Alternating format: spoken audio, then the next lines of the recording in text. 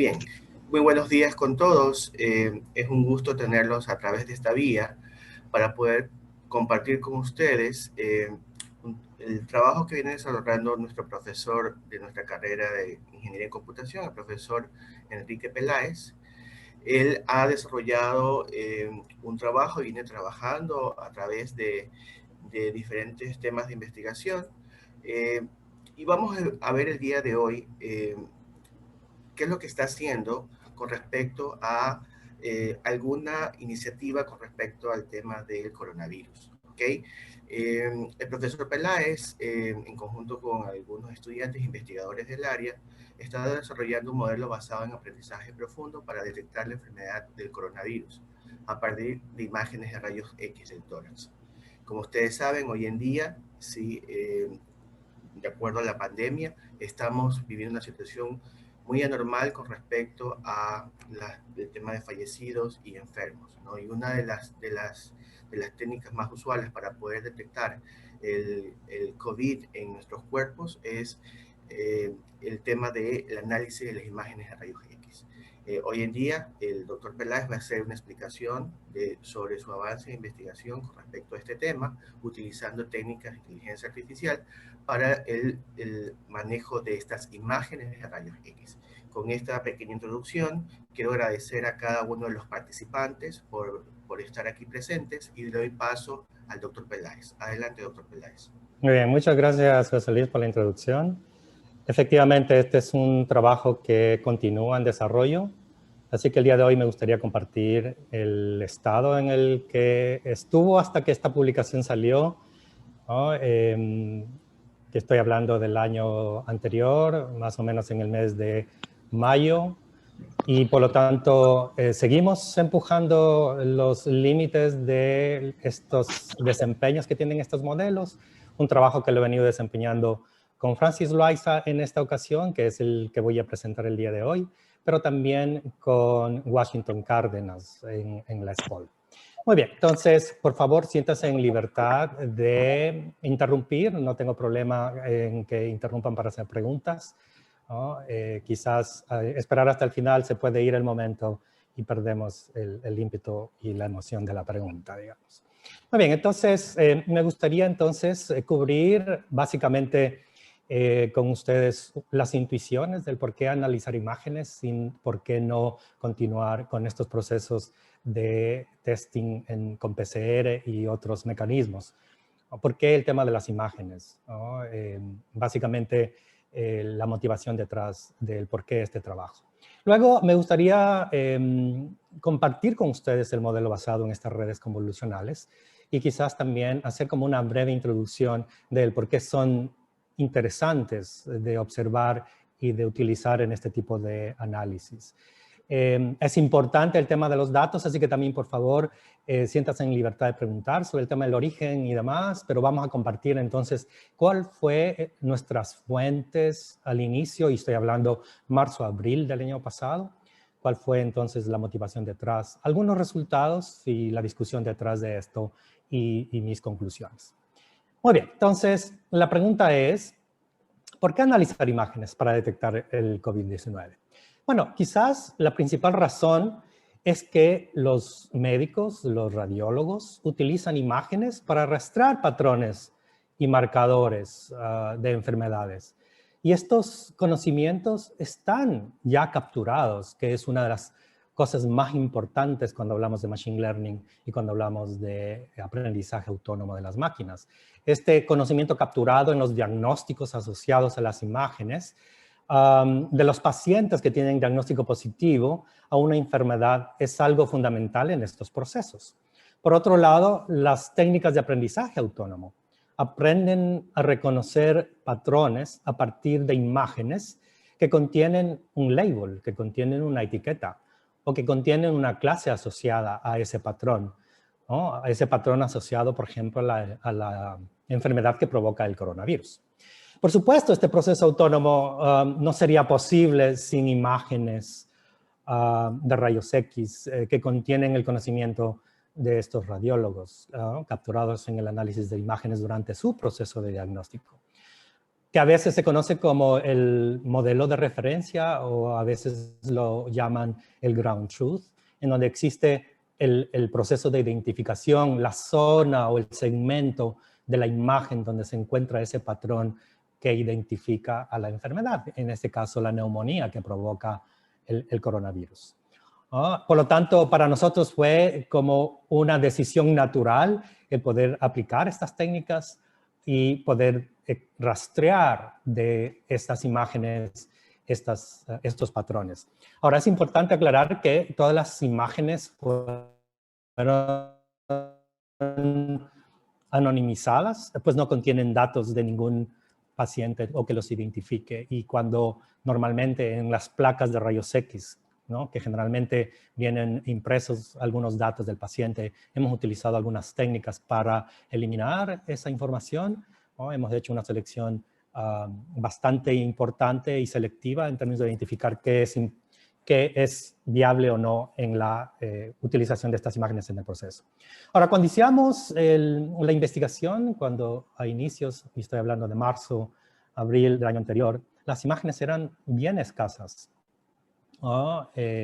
Hoy está a disposición una gran variedad de opciones. Por ejemplo, no sé si ustedes vieron las noticias el lunes anterior, esta base de datos nacional de imágenes del tórax con COVID-19 desarrollada por la NHSK, ¿no?, de Inglaterra, o sea, una unidad que se encarga a nivel nacional de la salud en el Reino Unido, ¿no? Contiene más de 40,000 imágenes de tomografías computarizadas, de resonancias magnéticas y de radiografías en general tomadas a más de 10,000 pacientes.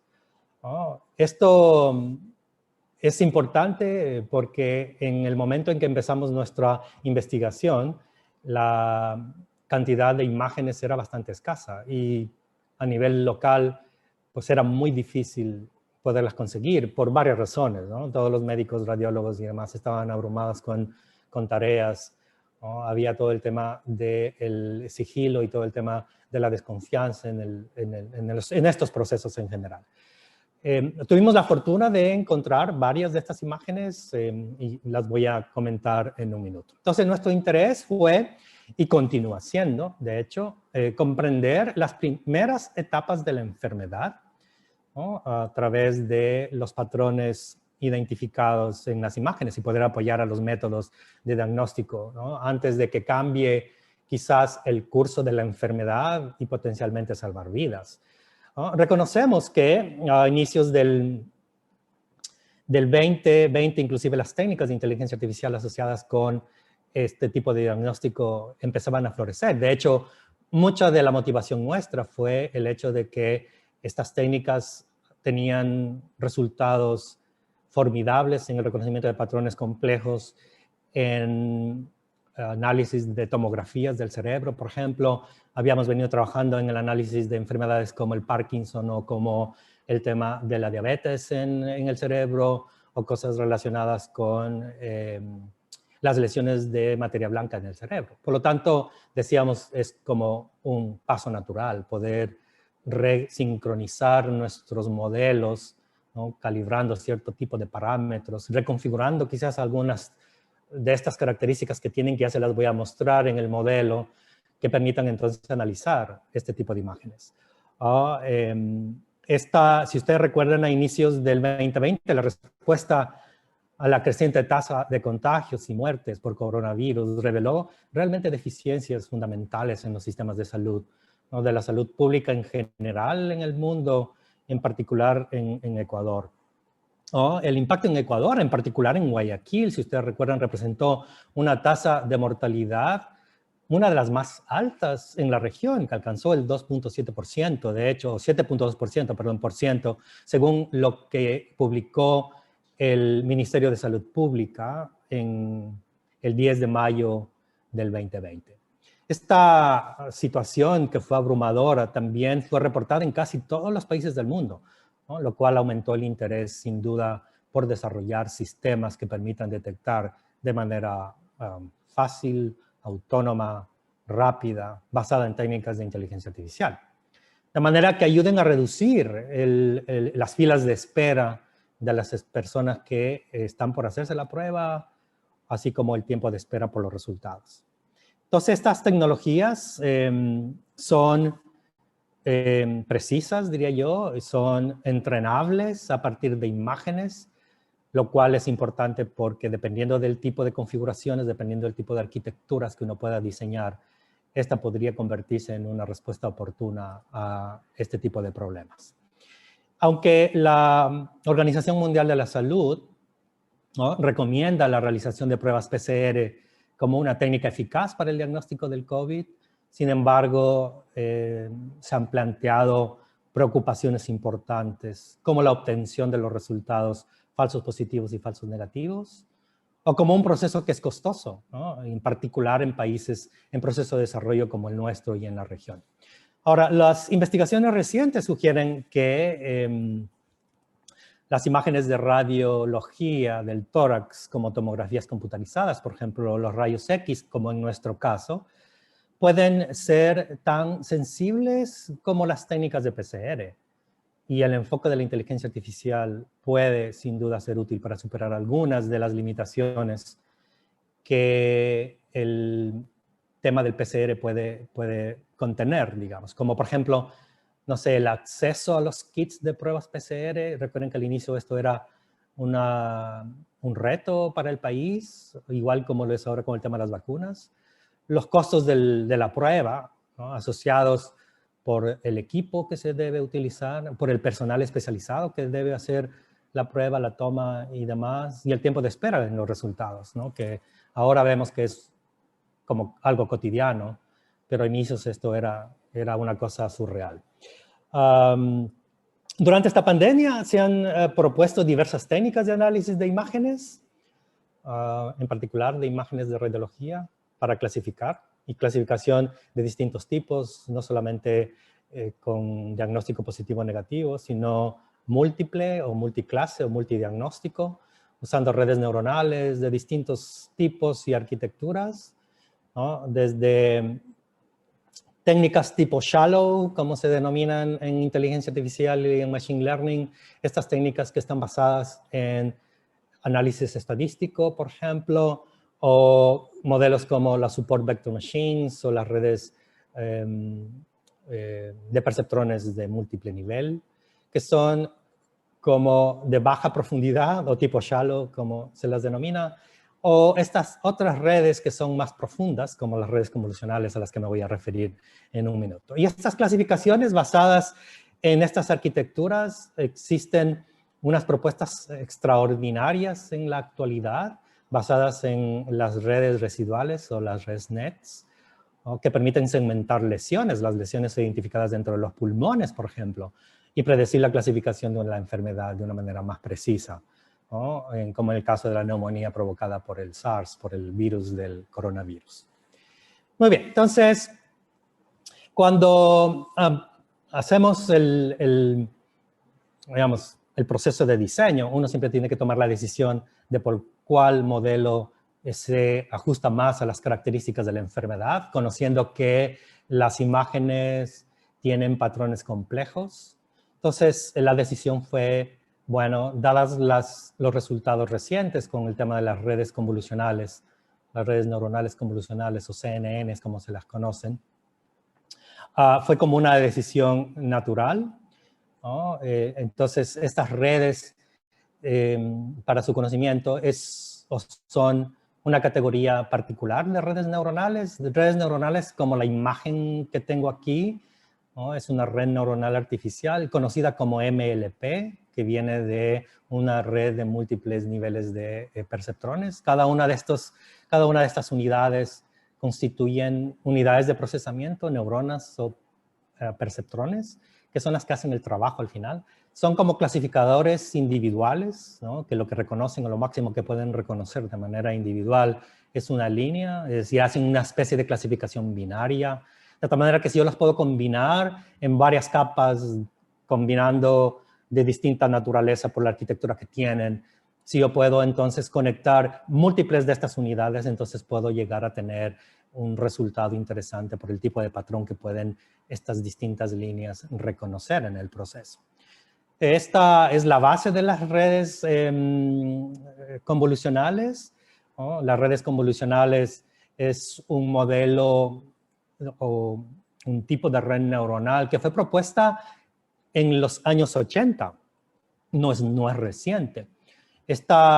Este tipo de modelo, recuerden que es una red neuronal con una característica particular que ya les voy a contar, pero está inspirado en el modelo de Hubble and Weasel, unos muchachos que ganaron un premio Nobel en medicina en los 80, en el 81 para ser preciso, que inspirado en un modelo que data de los años 60, de hecho, ¿no? Cuando Hubble and Weasel propusieron esta configuración de red, se inspiraron en un trabajo descubierto en los años 60,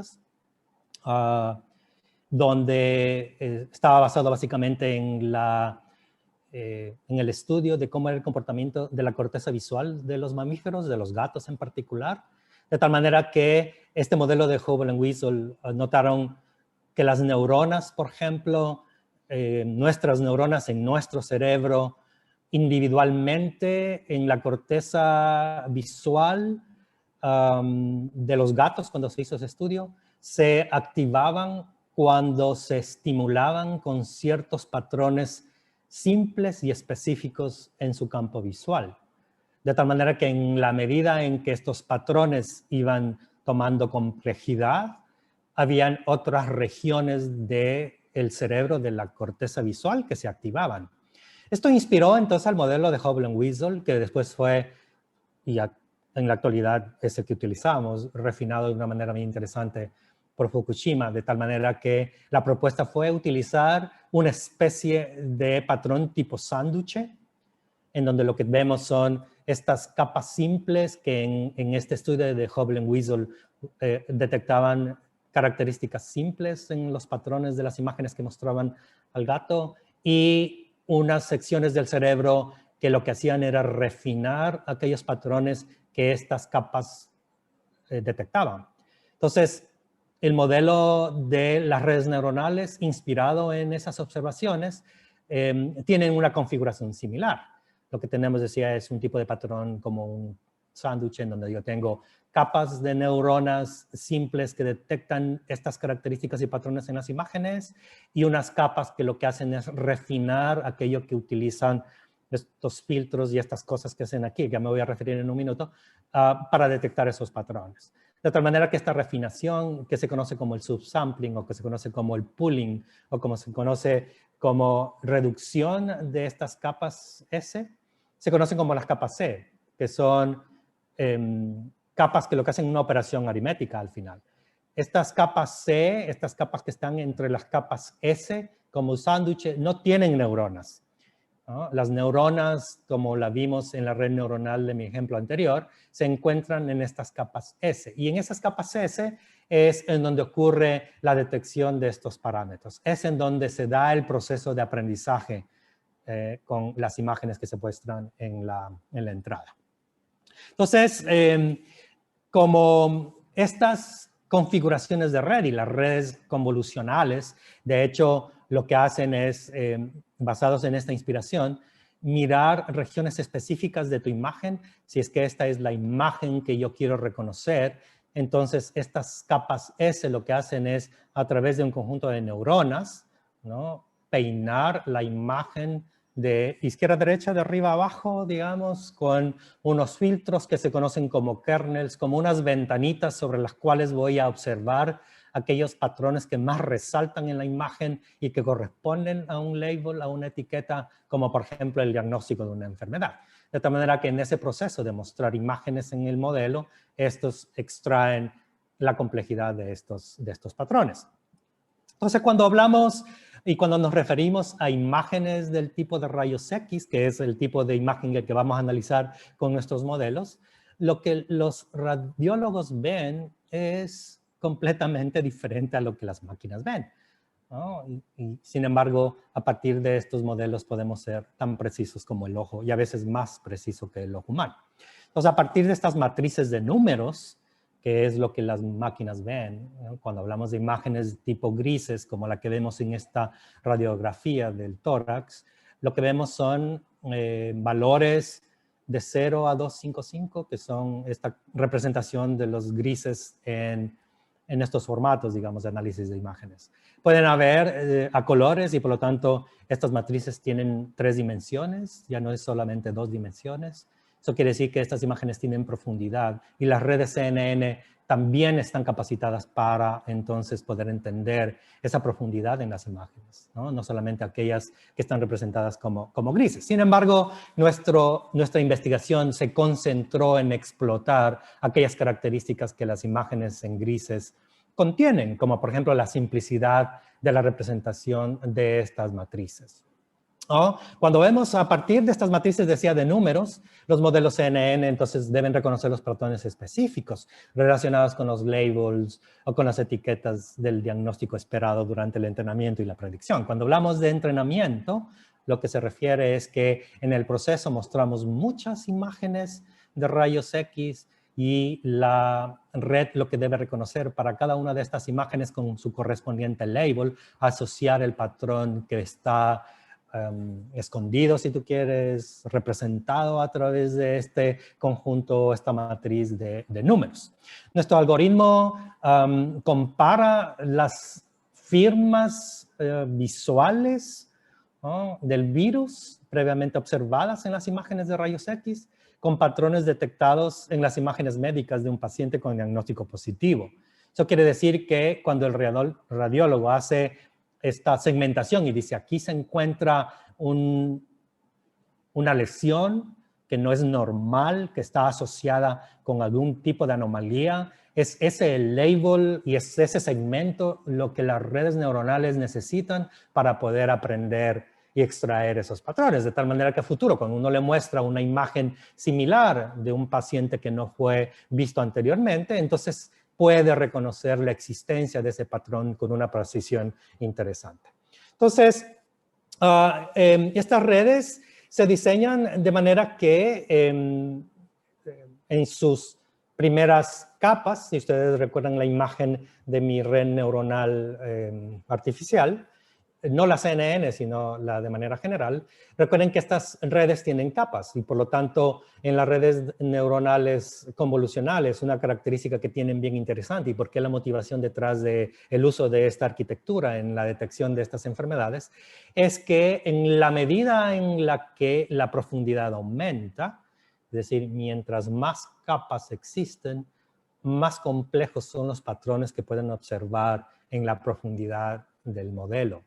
Eso también te puede indicar que aquellas capas más cercanas a la entrada, igual como en el modelo de Hubble and Weasel, ¿no?, en las capas cercanas a la entrada, reconoce patrones más simples. Esas capas S reconocen líneas, generalmente, ¿no? Y en la medida en que voy incrementando capas y volúmenes de estas capas, yo tengo la capacidad entonces de extraer patrones mucho más complejos, como algo lo que tengo aquí en mi presentación. Entonces, dos cosas importantes a notar en esta intuición, digamos, del por qué el modelo que voy a presentar tiene esta configuración, es que no solamente yo estoy en capacidad de incrementar capas y hacerlo más profundo el modelo, sino que puedo incrementar el número de filtros, ¿no?, que voy a pasar en cada capa, de tal manera que este ancho de las capas también es incremental, que es la inspiración básicamente de este modelo. Nuestro modelo está basado en una red tipo convolucional con volúmenes incrementales. Eso quiere decir que incrementa el número de filtros, la cantidad de filtros para reconocer determinado tipo de patrones y en la medida en que voy incrementando la profundidad de mi modelo, voy incrementando también esta capacidad de reconocer patrones complejos como los determinados en las imágenes de rayos X. Estas redes se diseñan a través de bloques que se conocen como bloques convolucionales o capas conv, ¿no? Las que contienen un número de filtros o kernels, decía. Estos filtros lo que hacen en estas redes es desarrollar una operación convolucional, como la convolución de matrices, por eso el nombre de las redes neuronales convolucionales, ¿no?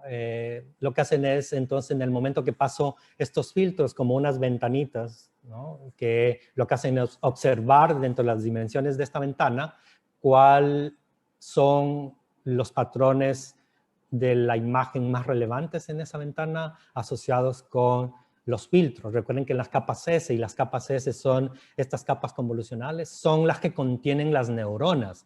Es en estas capas o en estos volúmenes en donde ocurre el proceso de ajuste de los parámetros que definen la función que mejor representa este conjunto de imágenes que le voy a presentar en la entrada de mi red y que son los que van a producir al final un diagnóstico. Entonces, decía, estos filtros o kernels lo que hacen es peinar la imagen de izquierda a derecha, de arriba a abajo, ¿no? Un pasito a la vez, de tal manera que en la medida que muevo esta ventana o este filtro, va extrayendo estos patrones. Entonces, nuestro modelo está diseñado para ofrecer la identificación del patrón de la anomalía durante las primeras etapas de la enfermedad, ¿no? Lo que eso quiere decir es que tan pronto o temprano como se muestran estas anomalías en los pulmones, estos modelos ya son capaces de reconocerlo. De tal manera que pueda ayudar a los médicos a implementar rápidamente algún protocolo o alguna intervención médica adecuada antes de que ocurra o llegue a una etapa más crítica. Estos bloques además contienen capas, y me refiero a estos bloques, o a estos, vienen asociados con estas capas de pooling, decía, o de subsampling o de submuestreo, que son patrones de diseño que se repiten en las arquitecturas de este tipo de red profundo. Es decir, cuando uno habla de redes neuronales convolucionales, normalmente en la mente uno tiene estos patrones, capas de convolución, capas de pooling o submuestreo, capas de convolución. Y la tarea que tienen cada una de estas capas o de estos volúmenes, porque cada volumen contiene diferentes capas, es en su tarea lo que hacen extraer las características más importantes de los patrones que contiene la imagen, ¿no? Reducir y por lo tanto concentrar, ¿no? Estas imágenes lo que hacen es concentrar aquello que vio estos filtros o estas neuronas en el proceso de convolución. Entonces, lo que vienen es asociado como patrones en el diseño, de tal manera que se repiten estos volúmenes y en la medida en la que incrementa la profundidad, más complejo es el modelo, más complejos son los patrones que puede reconocer, pero tienden a provocar ciertos problemas, como por ejemplo el memorizar las imágenes, un problema que en Machine Learning se conoce como el overfitting. Cuando existe complejidad en el modelo, es decir, cuando capaces de reconocer hasta los errores que existen en los patrones de la imagen, es no tan bueno el modelo. Es decir, es porque llegaron a ese estado de haber aprendido de manera exhaustiva todos los ejemplos que le mostré y por lo tanto dejan de ser precisos o no son útiles para generalizar a futuro alguna de estas imágenes. Entonces, en este proceso uno lo que hace es reajustar este patrón de bloques convolucionales y de subsampling de tal manera que pueden ajustar y puede obligar a la red convolucional a reaprender y reajustar sus parámetros, porque al final lo que buscan estos modelos, lo decía al inicio, es que en la medida en que yo muestre ejemplos en la entrada, mi modelo pueda aprender los parámetros que mejor representan la función, ¿no? Que imita a los patrones que tienes en la entrada, de tal manera que a futuro, cuando le muestro una nueva imagen, con los labels correspondientes en el proceso de entrenamiento, puede decir, esa nueva imagen corresponde a esta neumonía o a esta lesión o a esta enfermedad que tú tienes en esa imagen.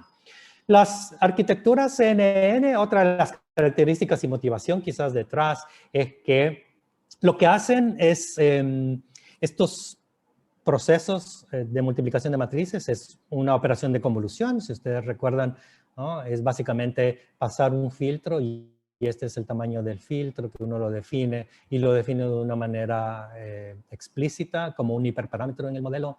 Es algo que uno no lo puede dejar que la imagen o que el modelo con el tipo de imagen proponga cuál es el tamaño, uno lo debe proponer como un hiperparámetro. Entonces uno define este tamaño de filtro y el kernel, como se lo conoce, que es el que se multiplica por la imagen, ¿no? Y en ese proceso lo que uno obtiene son números. Recuerden que el producto punto y el tema de la convolución me dan números. De tal manera que el pasar múltiples filtros o kernels por esta misma imagen, lo que en ese proceso es construir una representación de las imágenes que ve, y por lo tanto en esa reproducción de estas imágenes que ve, lo que va haciendo es la construcción de los patrones que definen al label o a la etiqueta, por lo tanto identifica la enfermedad en el futuro. Estos bloques además contienen ciertas arquitecturas particulares que definen la precisión o que definen estos resultados en la segmentación, y existen unos modelos bien interesantes en el mercado que son o pueden ser útiles y que seguimos nosotros investigando y seguimos utilizando. De hecho, está en proceso de publicación otro paper con este tipo de análisis en donde hemos hecho una comparación de varios tipos de arquitecturas y evaluando cuál es el mejor rendimiento. Entonces existen estas redes convolucionales tipo BGG que lo que hacen es proponer, digamos, unos modelos como bloques bien particulares que son bien profundas, son 16, 19 combinaciones de estos bloques y que de alguna forma te permiten configurar y ser más precisos en los resultados, ¿no? Nuestra propuesta se basa entonces en un modelo de aprendizaje profundo que hace en una sola operación end-to-end, es decir, hace la extracción de las características que definen el patrón que está en el rayos X y al mismo tiempo hace la clasificación. Este es el modelo que les mostré al inicio. Este tipo de red lo que hace es entender aquellos features o características que extraen estos bloques convolucionales y al final decir, mira, estos patrones que tú ves corresponden a un tipo de neumonía tal.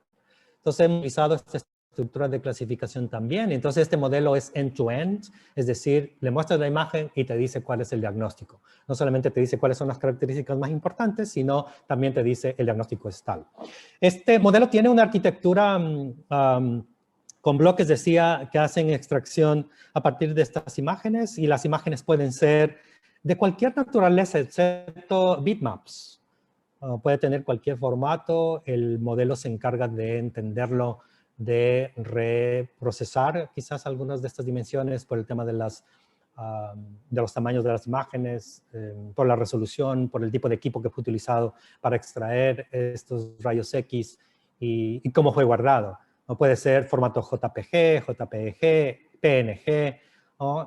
Y algunas otras características, TIF, pero no bitmaps. El tipo de preprocesamiento que se requiere para bitmaps requería otro tipo de configuración y por lo tanto decidimos no utilizarlos en ese momento. Cada uno de estos bloques extrae las características en la entrada y entonces estos filtros se especializan en cada operación, asegurando que la extracción de los features correspondan al patrón más y más complejos, y eso nos dio una precisión de más del 98%, como ya lo vamos a ver. En nuestra configuración utilizamos bloques incrementales, como les decía, y los bloques incrementales incluyeron capacidad de extracción, de downsampling y de concentración, también incremental, ¿no? Una de las cosas importantes que creo vale la pena resaltar en el aprendizaje, en particular en las redes convolucionales,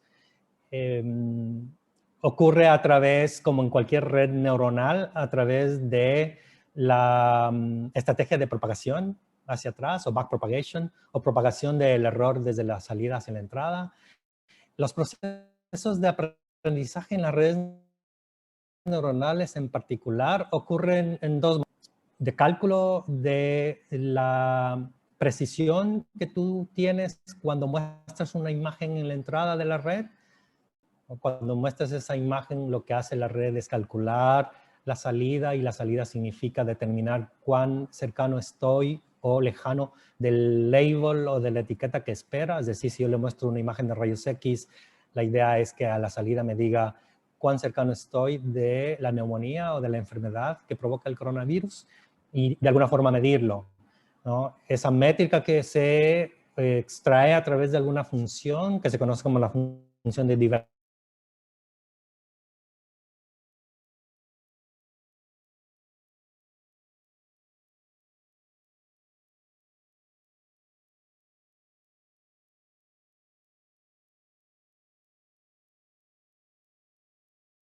Ajustar cuánto contribuyó cada una de estas neuronas en el error y ese cálculo de cuánto cada neurona provocó el error y por lo tanto tiene que ajustarse, se hace a través de la minimización de funciones. Yo minimizo esa función de error a través del cálculo del gradiente.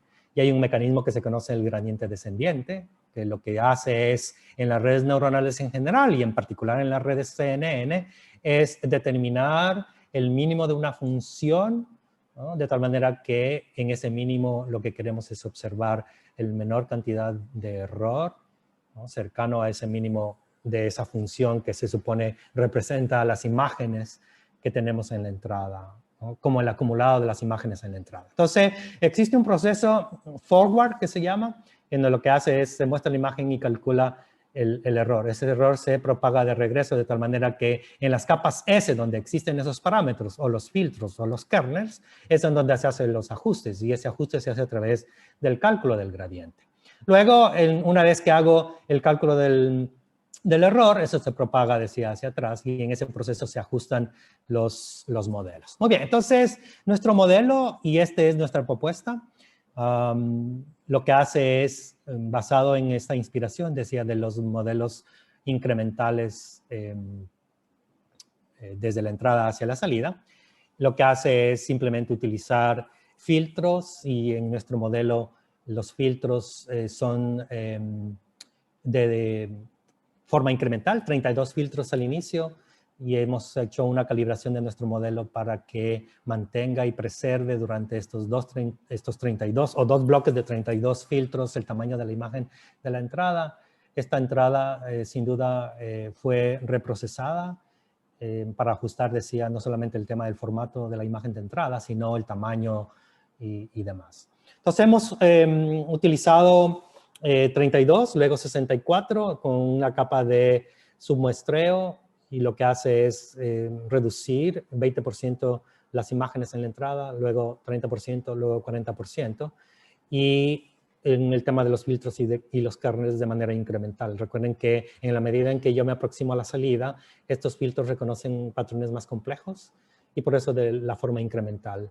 Y el 10, 20, 40% y todos estos hiperparámetros a propósito no fueron puestos al azar. Hemos utilizado un mecanismo de búsqueda de los hiperparámetros de manera automática también, es decir, dejar que el modelo también extraiga cuáles son la mejor combinación de estos hiperparámetros. Entonces hemos utilizado la función lineal de rectificación, o que se conoce como la ReLU, o la rectificación no lineal. Recuerden que las redes neuronales en general lo que hacen es máximo reconocer líneas, por eso son utilizadas en la clasificación binaria.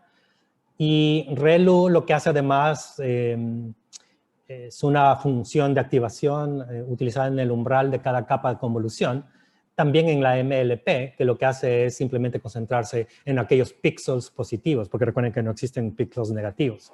Entonces, ¿por qué ReLU? Porque nuestras imágenes de rayos X tienen características no lineales. Por ejemplo, la transición entre píxeles, entre bordes, en la escala de grises, oscuros, brillantes y otros, ¿no? Y la ReLU permite romper esa linealidad que podría imponerse cuando pasamos la imagen por las operaciones de convolución. Las operaciones de convolución, recuerden, producen números y esos se acumulan y generan estos mapas de imágenes que se agregan y que pueden formar patrones más complejos. Entonces, el objetivo era mantener esa no linealidad, una característica muy importante cuando buscamos patrones en las imágenes, ¿no? En este modelo utilizamos una operación también de pooling máximo, decía 20%, 10, 20 y 30 hasta el 40%, deslizando estos filtros, filtros pequeños de tamaño 2x2, es decir, 2 píxeles por 2 píxeles, sobre cada uno de los canales de la capa de convolución. Dada esta arquitectura, este modelo realizó la calibración de más de 10 millones y medio de parámetros, recuerden, a través del gradiente, y el gradiente es lo que hace la búsqueda en este proceso de aprendizaje. Para entrenar el modelo utilizamos 3 fuentes diferentes de imágenes de rayos X. Recordemos que en abril-mayo del año anterior, eso decía, era bastante difícil el acceso a imágenes.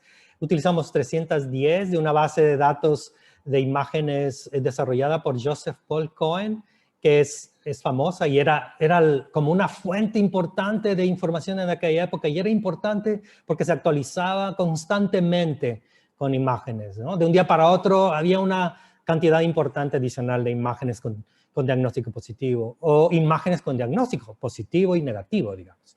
Entonces, esa fue una de las fuentes. Otra base de datos que utilizamos, o otras imágenes, fue de un hospital local de aquí de Guayaquil. ¿No? Fueron 108 imágenes que conseguimos en ese momento, 120 en realidad, pero tuvimos que hacer la depuración porque algunas de esas imágenes no correspondían al tema de rayos X del tórax. Fue una colección de imágenes identificadas como normales también, y esto lo pudimos obtener de varias fuentes, entre esas Kaggle, que es una de las que tiene constantemente también actualizadas estas fuentes de datos. En conjunto, entonces, tuvimos 418 casos de neumonía provocada por el COVID y 420 imágenes de tipo diagnóstico negativo, ¿no? Distinto a decir sanos, simplemente son imágenes cuyo diagnóstico era sospechoso pero que fue negativo. Entonces, antes de entrenar el modelo, se hizo un agregado de todas estas imágenes de manera aleatoria en su posición, porque recuerden que la combinación de estas imágenes es lo que uno muestra en la entrada, que es sobre la cual el modelo va a extraer esos patrones para poder aprender de esos patrones y luego a futuro poder decir en una nueva imagen, este corresponde o no corresponde a COVID. Y utilizamos 85 imágenes adicionales para predecir y para poder sacar las métricas de precisión y demás que se las voy a mostrar en un momento. Muy bien, entonces realizamos algunos procedimientos de procesamiento y preprocesamiento previo, como el cambiar el tamaño al 200% píxeles, como les decía en nuestro modelo. Esta reducción disminuyó el número de parámetros significativamente, ¿no? Que es una de las motivaciones, además del tamaño del modelo, ¿no? 3 bloques incrementales no es gigante y por lo tanto podía ejecutarse en nuestros laptops, que era una cosa importante en ese momento. Queríamos dar una respuesta rápida y confiable, ¿no? De hecho, como digo, es un proyecto, es una iniciativa que sigue en proceso, no ha terminado. El reescalado también fue algo importante que le dio mucha solidez al modelo basado en la desviación estándar de la imagen. ¿Por qué? Porque muchos de los conjuntos de datos, sabemos, provenían de distintas fuentes, distintos modelos de equipos y demás. Entonces, la variación de la escala impuesta por estas resoluciones, sin duda, afectan los resultados. Y las redes CNN en particular son susceptibles a esta posición y demás. Entonces, aunque las redes CNN son capaces de ignorar esa ligera variación que existe en la posición, tienen una característica importante que se llama shift invariance, lo que quiere decir que no importa cómo está orientada la imagen, son capaces de reconocer los patrones, pero son susceptibles a las escalas. Entonces, la red busca patrones no solamente en la posición específica de la imagen, sino en aquellas que están en movimiento. Por lo tanto, por eso decía, las redes CNN importantes en este proceso. También se eliminaron las anotaciones, decían, del texto que vienen impresos a veces en las placas de las imágenes de rayos X con los fines de anonimizar la imagen, dejarla libre de cualquier tipo de patrón también que pueda existir en la imagen no relacionadas con el efecto de la enfermedad, porque no solamente vienen a veces información relacionada con el paciente, sino otro tipo de información. Y para evitar que el modelo llegue al overfitting, que recuerden decía, mientras más profundo, más complejo, también tiende a provocar este problema de memorizar las imágenes, entonces aplicamos algunas y múltiples estrategias, como por ejemplo la regularización a través del dropout, y el dropout también fue incremental con el 10% parecido al pooling en cada bloque convolucional. Y hicimos algún tipo de aumento de datos, en particular con estas rotaciones, ¿no? Con 10 grados en ambas direcciones en las imágenes. Muy bien, entonces en cada experimento realizamos, decía, una búsqueda exhaustiva de hiperparámetros buscando el mejor rendimiento a través de mecanismo de grid search. Es una característica bien importante que a veces no lo usamos, pero que a veces puede ayudarte a calibrar tus modelos. No, te permiten hacer búsqueda exhaustiva, buscando el mejor rendimiento a través de esta búsqueda. Y nosotros utilizamos un set de 7 conjuntos de hiperparámetros. Cosas como el learning rate o el momentum. El momentum se refiere a ese promedio de errores en un número de pasos anteriores y por lo tanto cuánto podría ajustar mi modelo para que en ese proceso de búsqueda tenga menor impacto lo que el modelo se equivoca.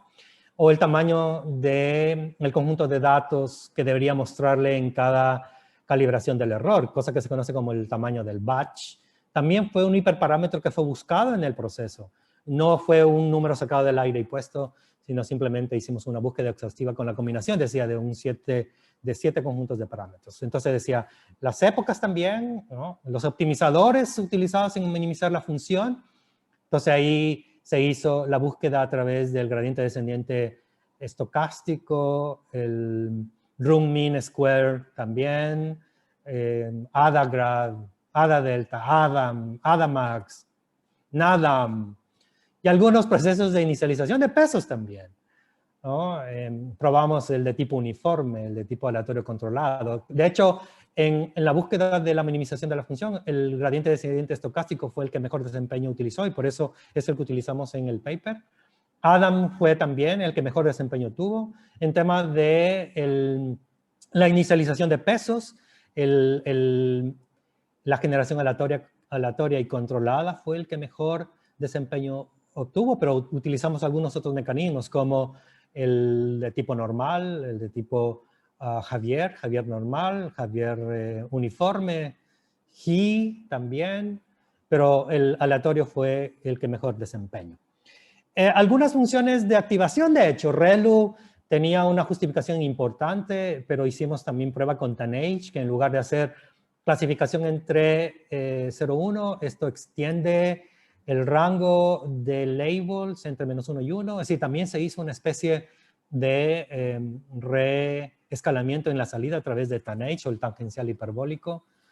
Como es un modelo que hace clasificación binaria, si tiene o no tiene COVID, también entonces utilizamos modelos más simples de funciones en el umbral, como el sigmoidal, por ejemplo, el hard sigmoidal también, o lineal, pero fue el ReLU sin duda y de largo el que produce mejores resultados.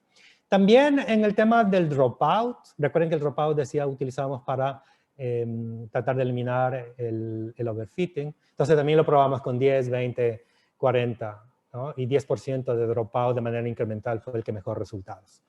En el tema del número de neuronas, en la MLP o en la salida, en la que hace la clasificación, también se hizo una prueba desde 32 y dejamos que el modelo de manera incremental duplique esa cantidad, 32, 64 y así 128, y de hecho 128 fue el que obtuvo como el óptimo resultado. Y en la salida, una cosa, también utilizamos, decía, algunos otros mecanismos de búsqueda. Entre esos el learning rate, el mejor fue el de 0.0005. ¿no? Utilizamos 134 lotes. Eso quiere decir que cada 10 imágenes, 134 veces dentro de ese mismo proceso de entrenamiento se hizo el ajuste del error y eso lo hicimos 50 ciclos, es decir, 50 veces el modelo observó las imágenes y en cada uno de estos procesos hizo el cálculo del mejor error. Por lo tanto, en el cálculo del mejor error extrae el mejor conjunto de hiperparámetros de esos 7 conjuntos de hiperparámetros y ese es el modelo que utilizamos, que es el que venimos refinando en cada momento. Y en la salida utilizamos, como es una clasificación binaria, ¿perdón?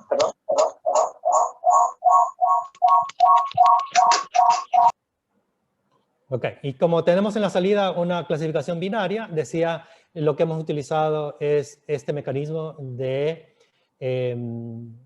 calcular la distribución probabilística utilizando la entropía cruzada, el cross entropy, y como es binario, de tipo binario, que tiene un comportamiento como el que vemos aquí.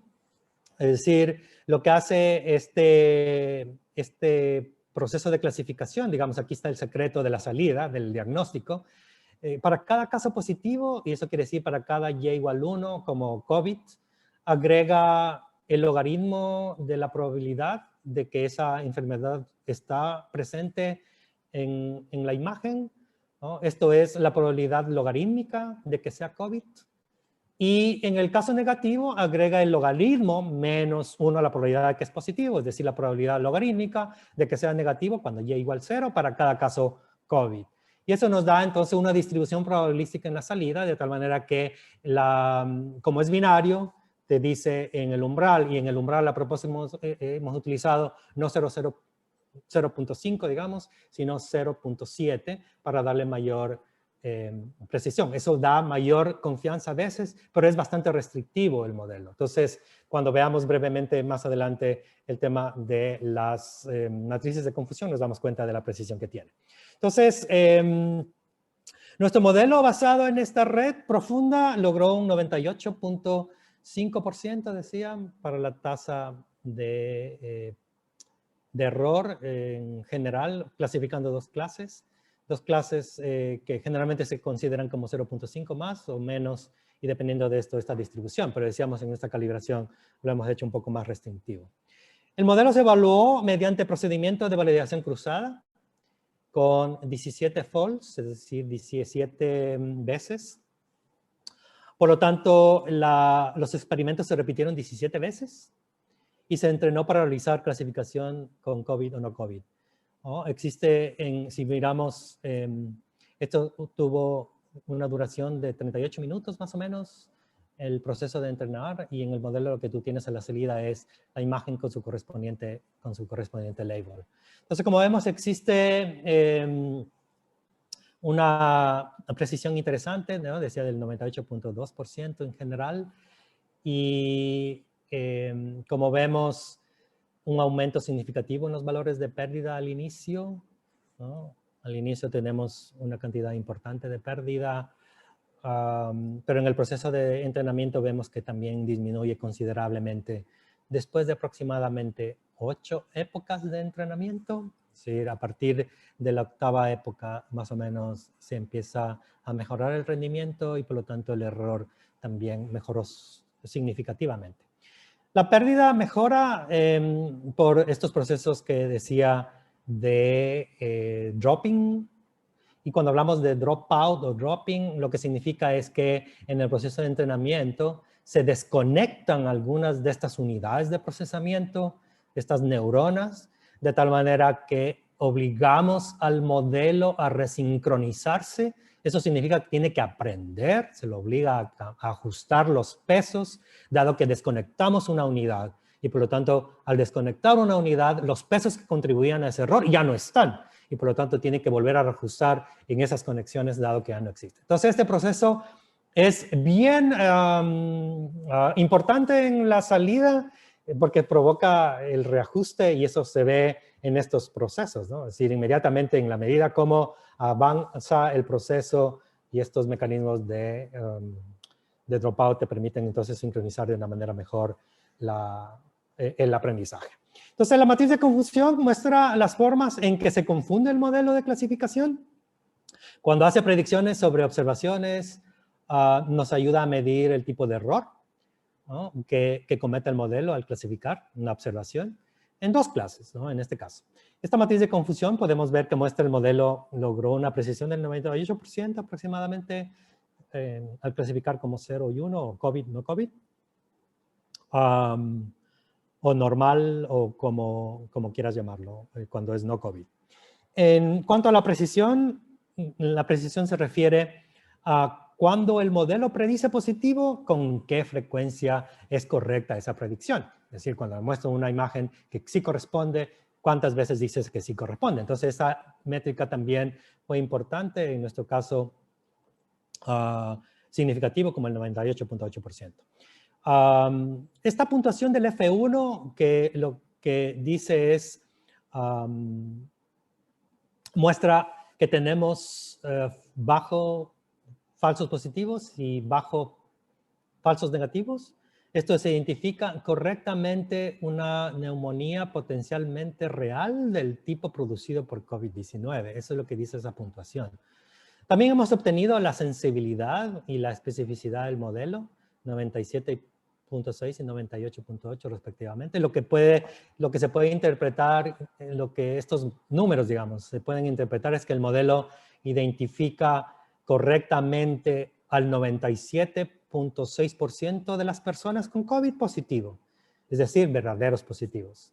Y el modelo identifica correctamente un resultado negativo, es decir, 98.8% de las veces detectó las personas que no tienen la enfermedad, es decir, verdaderos negativos.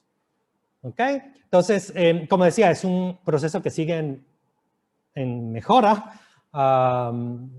Pronto presentaremos esta comparación de los modelos y la comparación de este versus algunos otros que están de moda en este momento. Muy bien, entonces, dado que ya estamos sobre el tiempo, quisiera concluir y si hay preguntas, con mucho gusto. Bueno, entonces, nuestro modelo fue diseñado para realizar una clasificación binaria y ha logrado este porcentaje importante, 98 y más %, dada la devastación o la devastadora situación que vivió el país, ¿no? Y en otros países, sin duda, en la región. Esta puede ser, sin duda, una herramienta para detectar de manera autónoma, rápida, ¿no? La presencia o no de esta enfermedad, y podría ser una herramienta complementaria en las instalaciones de diagnóstico o de laboratorios que puede ayudar a reducir, digamos, ¿no? Y esperar los resultados de una manera inmediata, porque es en cuestión de milisegundos, una vez que fue entrenado el modelo, que tú puedes obtener una respuesta. Y puede ser instalado en las laptops o en los celulares de los médicos. Y creo que eso es importante resaltar porque es una aplicación, porque es un sistema que tiene implementado este modelo, pero que no es de acceso público, es simplemente para apoyar la gestión de los médicos y poder entonces de manera temprana hacer el diagnóstico y proceder con lo que corresponda cuando existe diagnóstico positivo. Entonces puede ser inclusive utilizado de forma remota, accesible a áreas afectadas por COVID. No necesitan tener localmente tomógrafos o algo así, ¿no? Pueden tener, de hecho, los rayos X es algo muy común en cualquier laboratorio, en cualquier unidad de salud, en los sectores rurales inclusive, ¿no? Y eso entonces podría inclusive ayudar a superar la escasez que pueden haber de radiólogos que hacen la lectura de estas imágenes o poner a disponibilidad en todos los hospitales, ¿no? Dada esta abrumadora cantidad de pacientes que están en espera de acceder a una prueba o de resultados o de este tipo de pruebas, digamos. Muy bien, entonces hasta ahí mi presentación. Muchas gracias y quedo atento a cualquier pregunta.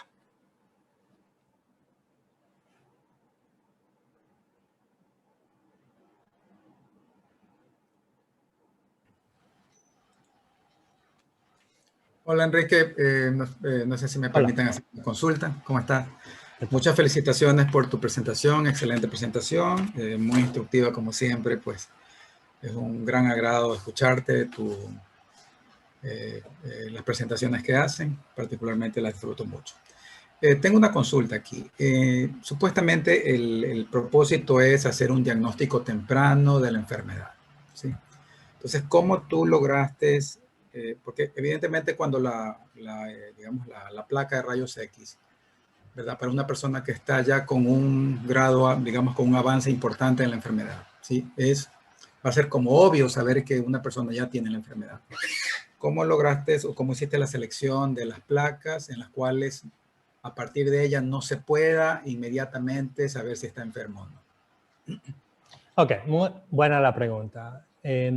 Cuando se hizo el proceso de selección de las imágenes, estas imágenes contenían distintos tipos de patrones y fueron placas tomadas en distintos momentos. Entonces, estas redes nos permiten identificar a través de las zonas o los segmentos donde se encuentran probablemente la intensidad o no de este tipo de lesión.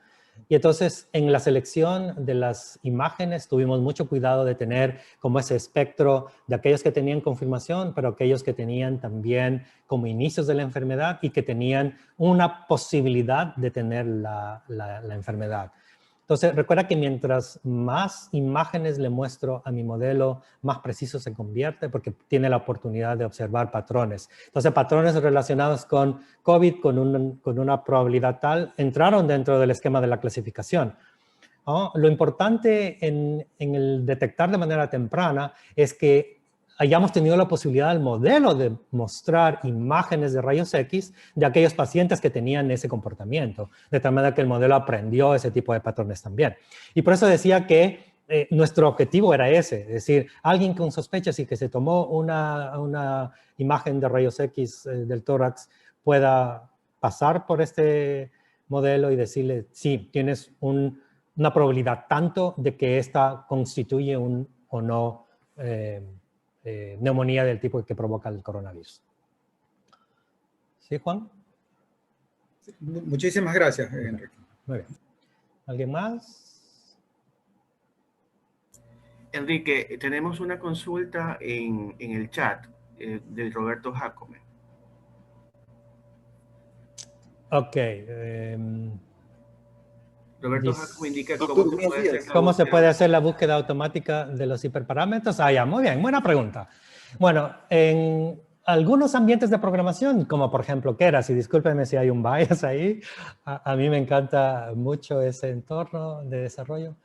Existen mecanismos y se llama Grid Search, ¿no? Que te permiten configurar en el proceso de compilación, decirle cuál es el conjunto de parámetros que tú quieres explorar durante el proceso de entrenamiento. Entonces, distintos ambientes de programación tienen distintos mecanismos de búsqueda, pero en el caso de Keras, simplemente tú declaras entre corchetes y le dices, ¿sabes qué? Quiero que el learning rate sea desde este rango hasta este rango. Entonces, el modelo de manera automática en cada época lo que hace es cambiar un poquito ese learning rate y lo vuelve a probar. Y no solamente que cambia el parámetro del learning rate, sino que además combina todos aquellos hiperparámetros que tú declaraste que quieres hacer la búsqueda a través del grid. Entonces, te combina, ¿no? Este learning rate particular con este número de épocas, este otro learning rate con ese mismo o con otro número de épocas. Y en el proceso lo que hace es guardar el modelo. Eso significa los hiperparámetros que mejor desempeño tuvieron, mejor error, mayor precisión, mayor sensibilidad y todo lo que tú declaras en las métricas. ¿Sí, Roberto? Muchas gracias. Gracias, doctor. Muy bien, muy bien. ¿Alguien más?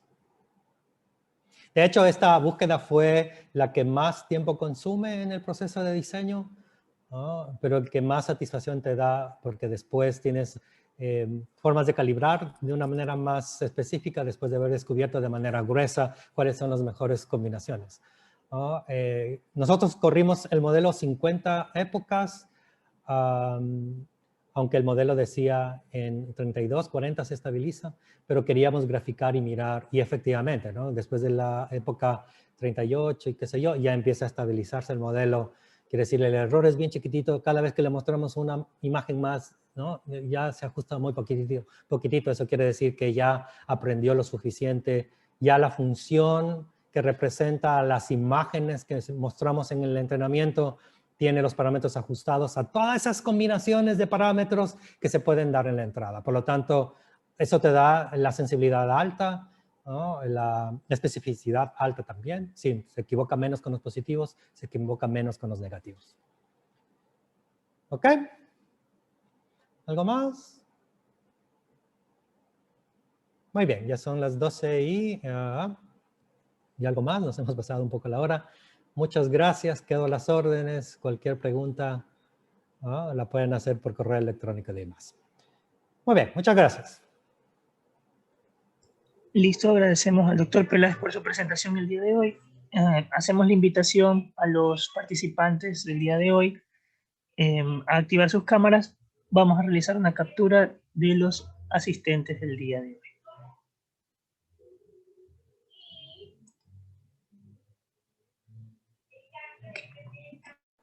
Nos vamos a tomar una selfie.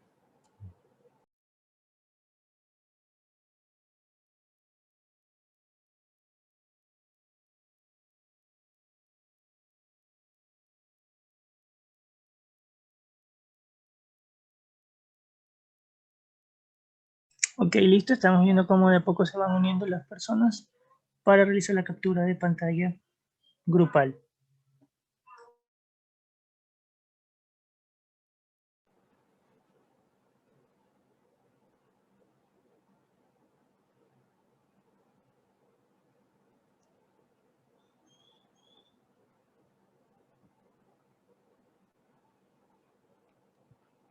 Ok, veo que no se ha unido nadie más. Vamos a hacer a la cuenta de 3 la captura de pantalla.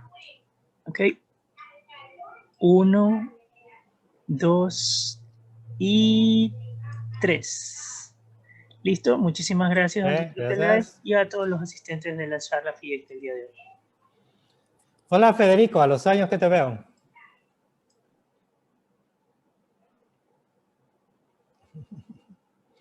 Bueno, pasen bien. Chao, chao.